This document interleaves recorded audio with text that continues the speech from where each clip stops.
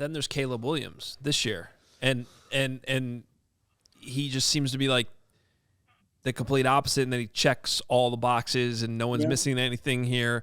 I know you, and we're going to talk about him a little bit later on the show, because I actually last night went back and watched his first ever game when he was still at Oklahoma. Not his first ever game, but that was like really when he took over as the starter. Mid-game. It was the Red River shootout against Texas. Yeah, they're down 28-7. Spencer Rattler's playing horrible. And Josh Johnson was jumping right through the TV that day, man. Like, he was just like all over.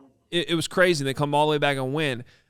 I know you know him. I know you have a relationship with Caleb that goes back to high school. What should we know about him? Because I know we're already at the point where people are trying to poke holes in him. They're mad he didn't talk to the media after the UCLA game. He cried after the other game. Like, what do we need to know about Caleb Williams that's real? Well, when I met him, I think he was 16 or 17.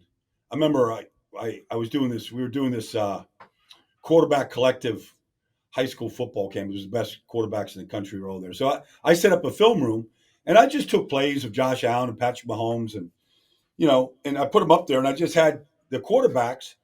The guy that just won the Heisman Trophy was in there. I mean, I just put them up against basic coverages. How do you attack the coverages? What would you do? What's the progression here? And just let them tell me what they see. And Caleb was off the charts good. Like it was just like reading a Dr. Seuss book. Like he knew it. And then you watched him play. You go, he was bigger than Russell Wilson, but his arm was just as strong, if not stronger.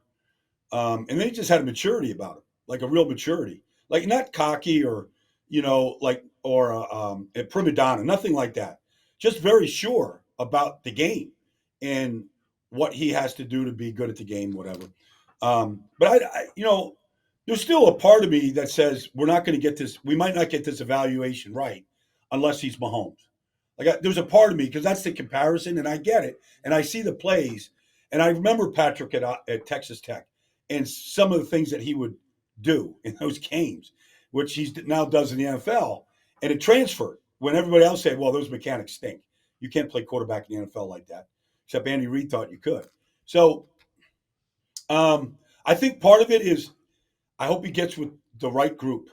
Like, Andy Reid with Mahomes. If Mahomes was somebody else, I don't know if it would be as good. So I just hope he gets with the right group, the right coach, and a team that knows how to build around a quarterback. So, okay, and that's never been Chicago, but maybe it will be in the future. Who knows what the offseason looks like. But if he's coming here, Baldy, he's going to be replacing a very popular guy in the locker room, a guy that the fan base will want to jump on if he's bad. See, you should never move down from Justin. I mean, do you see him as somebody who could handle the amount of heat that potentially would come in Chicago if he didn't start out fast? I don't know. Like, that's a wiring that is hard to figure out. I mean, I'd like to answer the question because it's a good one. It's one that you should ask. But I don't know. Like, right now, I live in Philadelphia. Jalen Hurts was the MVP of the league last year until the Bears broke his shoulder in Week 16. And now everybody's questioning, why would you give this guy the money? And now we'll see how he responds. So you never know until the weight is on your shoulders and you respond. Patrick Mahomes took over for a very successful, likable guy in Alex Smith. Took him to the playoffs. Nobody's ever met Alex Smith, doesn't respect him, like him, all that. Mahomes is just a better player. It worked out. But so he never got to that conversation that you're asking. I'm just citing that one example. I don't know if he comes out and he struggles early, whether it's with Flus and Getsy or it's somebody else, who knows. I don't know how he's going to respond because he's never not had success.